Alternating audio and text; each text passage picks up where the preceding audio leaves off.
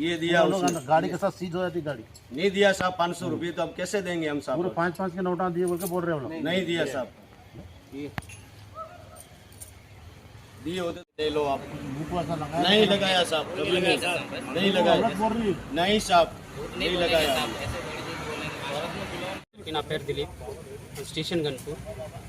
పొద్దున్నే ఈ దొంగ బాబాలు వచ్చి షాప్లలో అందరూ డబ్బులు అడగడం స్టార్ట్ చేస్తారు. ఫస్ట్ 10 రూపాయలు ఇవ్వగానే ఇంకొక 50 ఇవ్వండి అని, ఇంకో 100 రూపాయలు ఇవ్వండి అని, తర్వాత వాళ్ళ దగ్గర ఉన్న మాయమాటలు చెప్పి ఏదో పౌడర్ వాళ్ళ మీద ముఖం మీద మొత్తం చల్లి 500, 1000 రూపాయలు, 1500 ఇష్టాలయంగా వాళ్ళు ఎంత అంటే అంత దోచుకొని వెళ్తారు. దయచేసి అందరూ